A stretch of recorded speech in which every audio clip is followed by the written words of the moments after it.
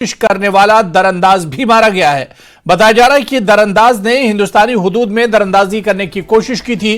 BSF के जवानों ने दरअंदाज को रुकने को कहा, मगर दरअंदाज मुसलसल आगे बढ़ता रहा। दरअंदाज के न रुकने पर जवानों ने फायरिंग की। इस फायरिंग में यह दरअंदाज मारा गया।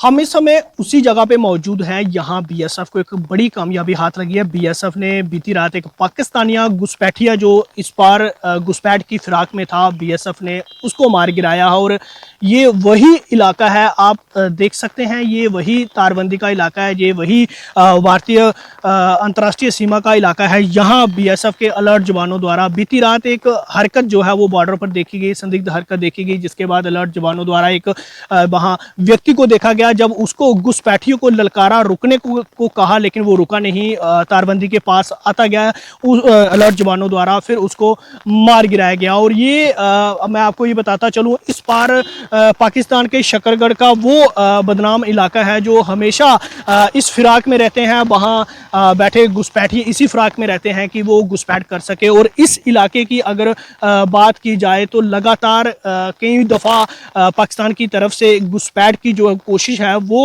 यहाँ की गई, जिसका बीएसएफ ने कई दफ़ा मुंह तोड़ जवाब देते हुए उस घुसपैठ की कोशिश को नाकामयाब किया। और बीती रात का ये मामला है जब बीएसएफ के अलर्ट जवानों द्वारा एक घुसपैठियों को मार गिराया। हालांकि अभी की बात करें तो बीएसएफ के बड़े अधिकारी जो हैं वो यहाँ पहुंचे हैं और स्थिति का जायजा ले रहे हैं। और उसके बाद तमाम रात भर से पूरे बॉर्डर इलाके के साथ साथ पूरे इस एरिया में जो है वो बीएसएफ की तरफ से सर्च ऑपरेशन जो है वो चलाया जा रहा है और पूरे चौकियों को अलर्ट कर दिया गया। हालांकि किस मंशा से वो पाकिस्तानी घुसपैठिया जो है वो घुसपैठ कर रहा था, क्या उसके पास कोई सामान तो नहीं है, इसकी जानकारी अभी आना बाकी है। लेकिन बीएसएफ की तरफ से ये जानकारी देते हुए बताया गया है कि बीएसएफ ने अलर्ट जवानों ने बॉर्डर पर एक घुसपैठिए को जो है वो मार गिराया। और यही वो इलाका है जो आप देख पा रहे हैं, ये तारबंदी का वही इलाका है जहां कोशिश जो है वो पाकिस्तान में बैठे घुसपैठियों की तरफ से वार वार की जाती है कि इस ओर घुसपैठ कर यहाँ पर जो हालात हैं उसको खराब किया जाए। लेकिन बीएसएफ के अलर्ट जवान जो है वो बॉर्डर पर मुस्तैदी से तैनात हैं, उन्होंने उस घुसपैठिए को जो है वो मार गिराया। और अब जो आगे जो है उसकी डेड बॉडी को जो है वो रिकवर किया जाएगा, उसके लिए बीएसएफ के जो जवान हैं वो इस ओर जो है वो निकल चुके हैं। और साथ ही साथ पूरे इलाके में सर्च करने के साथ साथ उसकी डेड बॉडी को जो है वो रिकवर किया जाएगा। न्यूज़ 18 जम्मू कश्मीर के लिए सांबा से मैं श्याम सुन। रात 10:15 बजे हमारे जो फॉरवर्ड ड्यूटी पॉइंट्स हैं उसमें हरकत देखा कि एक जो ह्यूमन बीइंग है, इंसान, वो पाकिस्तान से आईबी के अंदर एंटर हो रहा है। तो उसको इमीडिएटली ऑब्जर्व किया गया, ट्रूप्स अलर्ट थे, बाकी जो उनके आसपास थे सबको अलर्ट किया गया। वो जब अंदर आया तो उसको चैलेंज किया गया। तो जैसे ही चैलेंज किया उसने भागने की कोशिश की और ट्रुप्स ने पोजीशन लेके उसके ऊपर फायर किया और उसको रात को न्यूट्रलाइज कर दिया गया है। तो ये इस प्रकार का लगता है कि अभी सर्च चल रही है एरिया की और उसमें जो आउटकम होगा वो शेयर किया जाएगा आपके साथ। और ऐसा लगता है कि ये कुछ प्रोब करने की कोशिश शायद की गई है कि अगर गैप मिलता है तो कुछ और कार्रवाई की जाए। लेकिन अलर्ट ट्रुप्स जो थे उन्होंने उसको मार गिराया और ये बहुत अच्छा अचीवमेंट एक ऑपरेशन है। और एक ये भी लेसन है कि भारत की सीमा में कोई भी कदम नहीं रख सकता है नापाक इरादे से, अगर रखेगा तो उसका अंजाम इसी प्रकार का होगा। पुंछ के मगनार में राष्ट्रीय राइफल्स की रोमियो फोर्स ने दहशतगर्दों के मददगार मोहम्मद खलील को गिरफ्तार कर लिया है। इसके कब्जे से हथियार बरामद किया गया है। खलील के पूछताछ की जा रही है।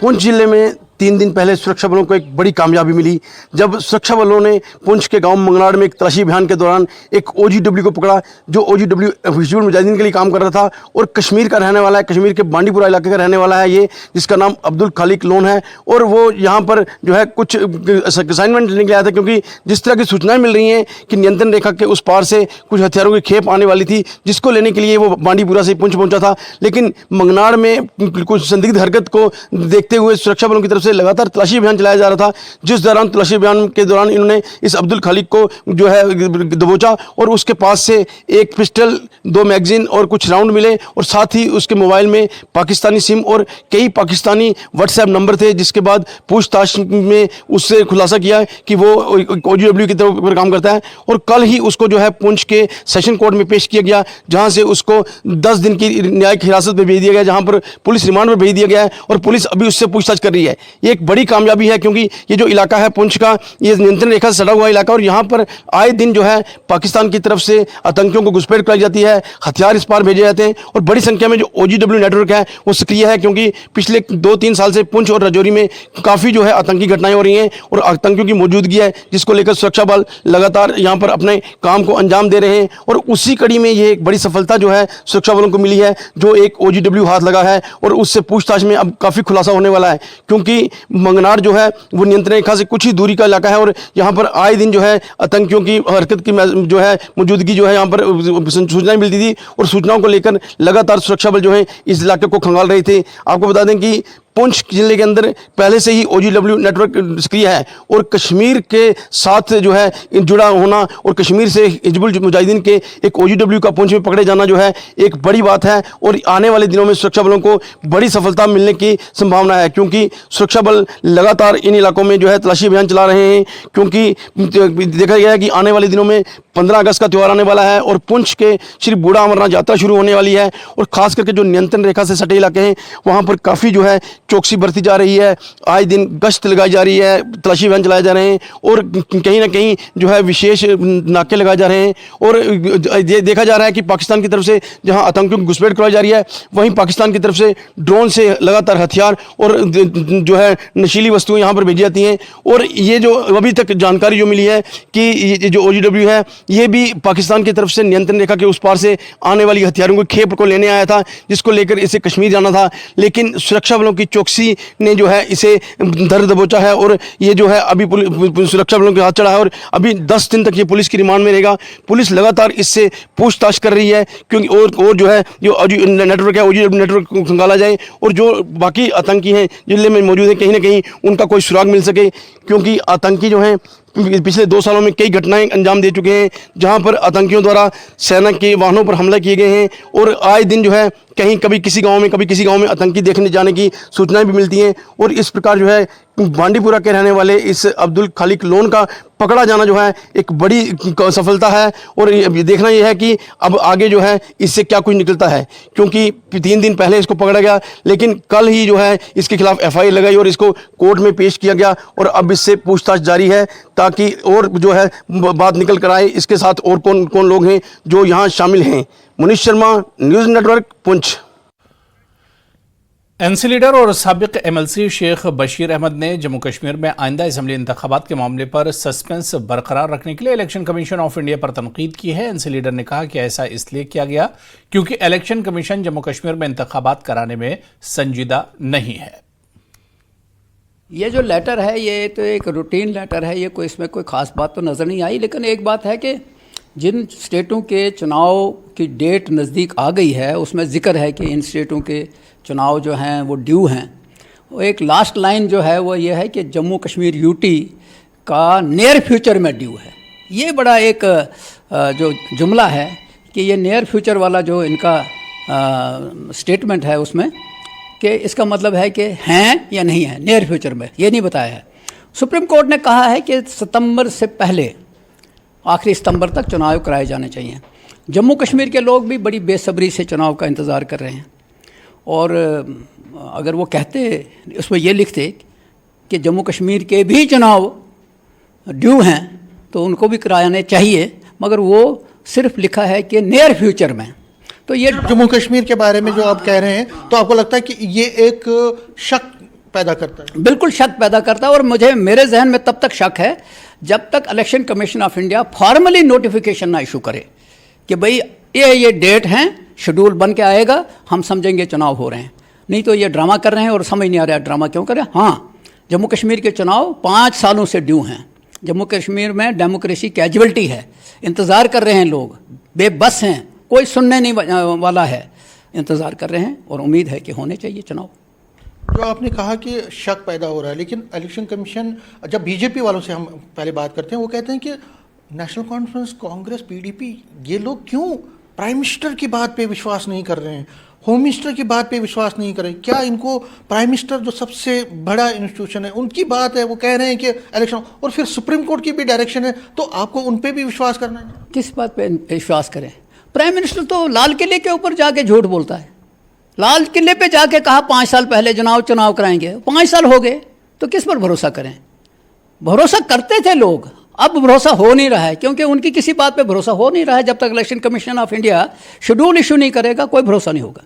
अगर इलेक्शंस होते हैं तो आप जैसी पार्टी वो तैयार बैठी है? बिल्कुल हम तैयार हैं। हमने रिसेंटली जम्मू में एक अच्छा जलसा किया, और हमने बाज़ाब्ता तौर पे उमर साहब जम्मू आ रहे हैं, कठुआ में रैली हो रही है, हमने यहाँ बनी में रैली रखी है।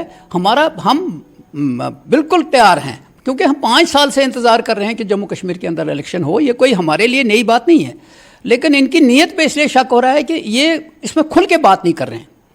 जब उन्होंने चिट्ठी लिखी, उसमें इन्होंने क्यों लिखा कि नियर फ्यूचर में हैं, जबकि सुप्रीम कोर्ट ने कहा है अपनी रूलिंग में कि सितंबर से पहले चुनाव कराए जाएं। समरी रिवीजन भी हो रही है, पिछले 3 साल से समरी रिवीजन हो रही है, हर 6 महीने के बाद समरी रिवीजन होती है, हर साल नए वोटर बनते हैं, और ये कंटिन्यूस प्रोसेस है, ये कभी बंद नहीं होता है। उसकी चिट्ठियों के ऊपर मैं नहीं जाता हूँ, क्योंकि ये एक कंटिन्यूस, मतलब आप जब तक अनाउंसमेंट नहीं होते तब तक आप? यस बिल्कुल, लेकिन हम फुली तैयार। जम्मू कश्मीर नेशनल कॉन्फ्रेंस ने हल्का इंतखाब डीएचपुरा कुलगाम में बढ़ती हुई महंगाई, बेरोजगारी, इजाफी बिजली बिल और दीगर मसाइल को लेकर एहतजाज किया। साबिका वजीर और स्टेट सेक्रेटरी सकीना इत्तू की क़यादत में एहतजाजी वर्करों का जुलूस कस्बे से होकर एसडीएम ऑफिस पर इख्तिताम पजीर हुआ। एहतजाजी वर्करों ने ज़रूरत ज़िंदगी और दीगर मसाइल को लेकर नारेबाजी की। मरकजी सरकार और रियासती इंतजामिया से मसाइल का जल्द से जल्द निपटारा अमल में लाने की अपील की। इधर इंतजामिया ने मसाइल को फौरी हल करने की यकीन दहानी भी कराई है। और मकसद जो था इस प्रोटेस्ट का वो ये था कि जो यहाँ पे ज्यादतियाँ हो रही हैं, चाहे वो बिजली का मसला हो, चाहे वो पानी का मसला हो, चाहे वो बीपीएल कार्डों का मसला हो, चाहे वो रोज़मर्रा जो बेसिक नीड्स है लोगों की, चाहे उसकी बात हो, इसलिए आज ये प्रोटेस्ट हुआ था। और इसलिए मुझे उम्मीद है कि आज मैंने यहाँ पे हमारे ऑफिसर्स हैं, इनसे बात की है, और मैं उम्मीद रखती हूँ कि उस पर ज़रूर सुनवाई करेंगे, ताकि हमें आइंदा इस तरह के प्रोटेस्ट ना करने पड़े। उधर कांग्रेस पार्टी ने मरकजी हुकूमत के नए फैसले के खिलाफ एहतजाजी मुजाहरा किया। एहतजाजियों ने जम्मू कश्मीर में लेफ्टिनेंट गवर्नर के इख्तियारात में इजाफे की मुखालिफत की। उन्होंने जम्मू में मुसलसल दहशतगर्दी के वाकयात को लेकर मौजूदा मरकजी हुकूमत का घेराव किया। कांग्रेस पार्टी ने जम्मू कश्मीर के बिगड़ते हुए हालात को उजागर किया और हुकूमत पर नौजवानों को मुसलसल नजरअंदाज करने का भी इल्जाम लगाया। दिखाना चाहते हैं कि हमारे हाथ में सब कुछ है, आप जो जमहूरियत जो मर्जी करती रहे, चाहे जितनी मर्जी हमें इलेक्शन करवा लें, तब भी जाके हम ही करेंगे। मतलब ये इलेक्शन के नाम पे जो इलेक्शन ये करवाना चाहते हैं अभी जम्मू कश्मीर में, ये जस्ट एक आई वॉश है और कुछ भी नहीं है। ये इलेक्शन करवाने के बावजूद भी ये सारी चीज, सारे पावरें सेंटर में रहेंगे। सेंटर से जो आला कमान जो उनको हुक्म करेगी, ये वही हालत रहेगी। बेटर ये है, अगर इसी हालात में इन्होंने इलेक्शन करवानी है, तो बेटर ये है कि ये इलेक्शन करवाए ना, ये अपनी पावर अपने पास रखे और जम्मू कश्मीर की जनता को, जैसे मतलब पूरे हिंदुस्तान के पॉइंट ऑफ व्यू से देखा जाए, इन्होंने कूड़े में फेंक दिए जम्मू कश्मीर की जनता, तो हमें रहने दीजिए कूड़े में। हमें इन इलेक्शनों की, इन चीजों की कोई जरूरत नहीं है। कि 2019 में जो रीऑर्गेनाइजेशन एक्ट सेंट्रल गवर्नमेंट ने लाया है, उस एक्ट से जम्मू कश्मीर की तबाही स्टार्ट की है, और वो एक्ट वहीं तक नहीं रुका है। टाइम टू टाइम उसको अमेंड किया जाता है और जम्मू कश्मीर को बद से बदतरीन हालत में लिया जा रहा है। आज जिस तरीके से एलजी एडमिनिस्ट्रेशन को इतनी पावर्स दी गई कि जम्मू कश्मीर की असेंबली को डिफंक्ट किया गया है, जितने भी काम कराए जाएंगे वो एलजी के कंसेंट से कराए जाएंगे। इवन के आप पोस्टिंग और ट्रांसफर भी नहीं कर सकते हो without the consent of LG, और एलजी दिल्ली सरकार का बंदा होगा। इसका मतलब जम्मू कश्मीर को चलाने का काम दिल्ली से किया जाएगा। जम्मू कश्मीर में इलेक्शन जो कराए जा रहे हैं, ये एक आईवाश है पब्लिक की नजर में। मैं मौजूदा सरकार से दरख्वास्त करना चाहता हूं कि इस तरीके की तानाशाही नहीं चलेगी, आपको तुरंत ये ऑर्डर रिवोक करना पड़ेगा। भारतीय जनता पार्टी के रियासती सदर रविंदर रैना ने पुंछ में असेंबली इंतखाबात के हवाले से पार्टी कारकुनों के साथ मीटिंग की। उन्होंने कहा कि जम्मू कश्मीर में बीजेपी की हुकूमत बनेगी। पुंछ जिले में अपने क़याम के दूसरे दिन भारतीय जनता पार्टी के रियासती सदर रविंदर रैना ने पुंछ नगर में पार्टी हेडक्वार्टर में पार्टी कारकुनों के साथ मीटिंग की। मीटिंग में रैना के हमरा पुंछ जिला बीजेपी के सदर राजेश कुमार शर्मा और पुंछ इंचार्ज राजेंद्र गुप्ता भी मौजूद रहे। मीटिंग में भारतीय जनता पार्टी के सातों महाज के ओहदेदारों और कारकुनों ने शिरकत की। इस मौके पर रैना ने पार्टी ओहदेदारों से असेंबली इंतखाबात के लिए तैयार रहने और अवाम के दरमियान जाने की अपील की और कहा कि जम्मू कश्मीर में भारतीय जनता पार्टी की हुकूमत बनेगी और वज़ीर आला भारतीय जनता पार्टी का ही होगा। इस मौके पर रैना ने पार्टी ओहदेदारों से भारतीय जनता पार्टी को कामयाब बनाने के लिए मेहनत करने की हिदायत दी। इसकी तैयारियों में भारतीय जनता पार्टी पूरे तरीके से मैदान में उतर चुकी है।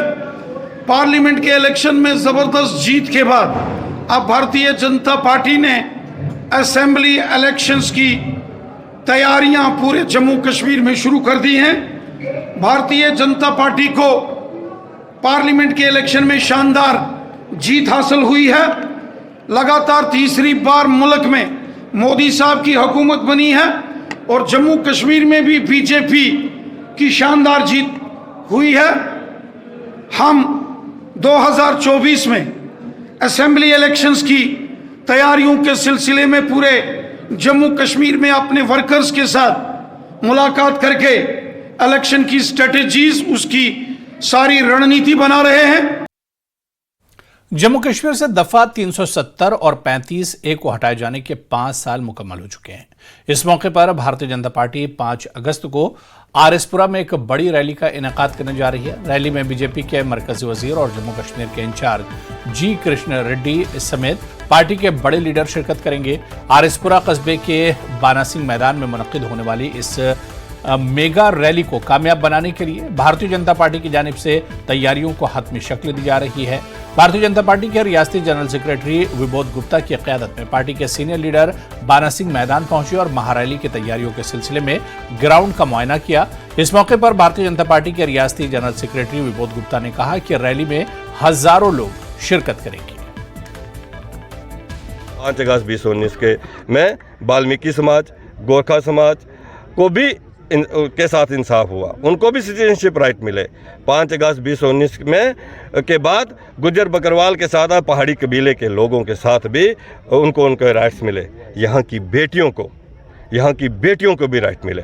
5 अगस्त 2019 से पहले अगर जम्मू कश्मीर की बेटी की शादी कहीं बाहर लखनपुर के पार होती थी तो उनका यहाँ से अधिकार खत्म हो जाता था। 5 अगस्त 2019 के बाद उनको भी शादी के बाद भी उनके अधिकार जो हैं, जो वंचित कर दिए थे नेशनल कॉन्फ्रेंस और कांग्रेस ने, वो अधिकार उनको वापस आए हैं। इसलिए 5 अगस्त का दिन अति विशेष है और 5 अगस्त के दिन आरएसपुरा के बाना जो हमारा बाना सिंह स्टेडियम है उसमें एक बड़ी रैली हो रही है। जम्मू में बारिश के नतीजे में अमला को नुकसान पहुंचा है, ताहम किसी जानी नुकसान की इत्तला नहीं है। पुलिस मामले की जांच कर रही है। में मौजूद हूं और रात से बरसात यहाँ पे लगी हुई है जिसकी वजह से मकान यहाँ पे ढह गए हैं। मैं भी बठिंडी जिस इलाके में मौजूद हूं, आप सामने ये मलबा देख सकते हैं, ये एक मकान का मलबा है। गनीमत है किसी को चोट इसमें नहीं आई है और जो आई विटनेस हैं वो हमारे साथ मौजूद हैं यहाँ पे। कैसे ढहा ये बारिश आया रात को, इसके वजह नाले में से बहुत ज्यादा बारिश की वजह से ये मकान गिर गया।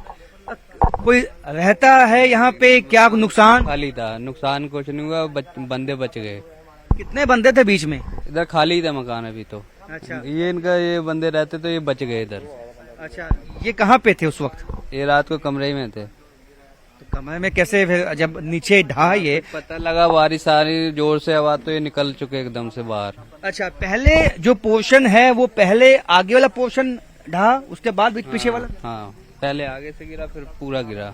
तो देख सकते हैं कि गनीमत थी कि इनको अंदेशा हो गया, जो यहाँ पे लेबर के कुछ लोग सोए थे कि बरसात बहुत हैवी है और पहले जब आगे का पोर्शन नीचे आता है तो इनको मालूम हो गया कि अब ये खतरे में है, उससे बाहर निकल आए। और आप ये बताएं कि बाल बच गया? जी जी जी जी, आप भी थे यहाँ पे? मैं इधर रहता हूँ। अच्छा जी, कैसे हुआ ये? सर पानी आया, तेज आया, बहुत तेज आया। जी। तो मैंने देखा ये नाला है, ये नाला पीछे से आता है, तो नाले के ऊपर मकान बनाया था? नहीं, नाला तो बहुत दूर था सर, मकान है बना पीछे, लेकिन नाला आया, दीवार टूट गई ना, नाले वाली दीवार लगी थी, ये पूरी टूट गई। तो कितना नुकसान हो गया आपका? बहुत नुकसान हुआ सर जी। बहुत मुश्किल से मकान बनाया आपने? साहब का मकान, मैं तो इधर रहता हूँ उनके साथ। हाँ। जी। तो ये स्लैब ही नीचे आ गया, पहले कोई ट्रेड थी बीच में? पहले पिछले साल की ड्रेर थी ना इसमें, क्योंकि पानी में पिछले साल डिग गया था ना ये, तो वही ड्रेर थी। अच्छा। तो अभी बस बारिश हुई तो दीवार गिर गई, तो मकान भी गिर गया। तो आपको अंदेशा पहले से हो गया कि ये जब बरसात हुई तो आप समय रहते ही बाहर आ गए? जी जी जी जी, जैसी बारिश हुई हम लोग बाहर निकल आए थे, अंदर पहुंच में चले गए थे। अभी जिस तरह से अनुमान है कि 5 तारीख तक बरसात होने वाली है, कितना डर है आपको आसपास के मकान? है ही सर, इस मकान को और ज्यादा खतरा है। देखो ना, इधर से पूरा खाली हो गया, नीचे एक बगल से पूरा खाली है जी। बिल्कुल, हम आपको दिखाएंगे कि बगल से ये मकान जो है खाली हो गया, इसके आसपास के 7 के मकान भी खाली हो गए हैं।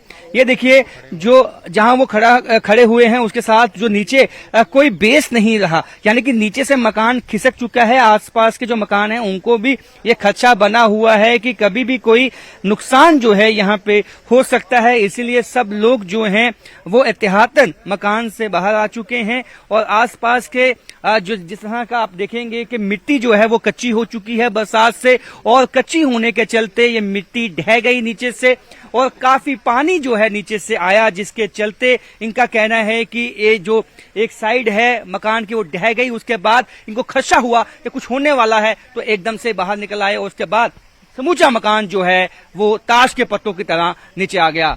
कैमरामैन चांद के साथ राजन वैद, न्यूज 18 जम्मू। गदुरा गंदरबल से डगपुरा श्रीनगर तक एक मकामी नदी नाले में बड़ी तादाद में मछलियां मुर्दा पाई गई हैं। माहिरीन का कहना है कि मछलियों की मौत वादी में जारी हीट वेव की वजह से ऑक्सीजन की कमी का बायस बनी। इसके अलावा आलूदगी की एक और वजह भी समझी जा सकती है। माहिरीन के मुताबिक ज्यादा दर्जे हरारत और नमी पानी में ऑक्सीजन के सतह को कम करने का बायस बनती है, जो मछलियों के लिए मोहलिक है। माहिरीन के मुताबिक इस सूरत हाल को मजीद खराब करने में आलूदगी भी अहम किरदार अदा करती है। आसपास के इलाकों से फुजला और आलूदगी पानी के मेयार को मजीद गिरा देती है और ऑक्सीजन की कमी को तेज करती है। गर्मियों के महीनों में ये एक आम वाकया है। महकमा माही परवरी के मुतालिका ओहदेदारों का कहना है कि बेतहाशा आलूदगी और बढ़ते हुए दर्जा हरारत की वजह से ऑक्सीजन की कमी की वजह से डागपुरा में नदी में हजारों मछलियों की मौत वाक़ई हुई, जिससे माहौलियाती तवाजुन के बारे में तशवीश पैदा हुई है। अभी तापमान की वजह है, जो अभी मछलियों को जिस तरह से ऑक्सीजन मिलनी चाहिए वैसी ऑक्सीजन इनको नहीं मिल रही है। उसकी भी वजह है। उसकी वजह यह है, अगर इस नाले में पानी आता तो उतनी प्रॉब्लम नहीं होती, इसमें मछलियां मरती नहीं। लगभग 40-50 से 60 क्विंटल तक इसमें मछलियां खत्म हो गई। इसमें बीच भी है। सरकार इसकी तरह तवज्जो नहीं देती है कि अगर वो मेडिकल कॉलेज के सामने इसकी सफाई कर देती तो जो मेन गांधरबल से वो पानी आता है यहाँ से, तो ये मछलियां बच जाती। कम से कम मुझे लगता है 40-50 क्विंटल जो मछलियां है वो मर गई। ये ऑक्सीजन की जब पानी नहीं ऊपर से आ रहा है तो ऑक्सीजन की कमी तो ऑलरेडी है। इनको जो पानी ऊपर से आता तो इनको ऑक्सीजन बराबर रहता है, लेकिन इनको ऑक्सीजन की कमी हुई, इसी वजह से ये मछलियां सारी मर गई। तो इसकी वजह से जो ऑक्सीजन कंसंट्रेशन पानी में है, स्पेशली जो स्टैंडिंग वाटर्स, यानी जो पानी जहाँ जिसको निकास का कोई जगह नहीं है और उसको ऐड करने की जगह नहीं है, तो इस वजह से क्या होता है कि उस एरिया का जो पानी जो है उसमें काफी टेम्परेचर राइज हो जाता है, जिसकी वजह से ऑक्सीजन डिप्लीशन हो जाती है। तो मेन रीजन है जो ऑक्सीजन डिप्लीशन हो जाती है, इसकी वजह से मास किल हो जाती है।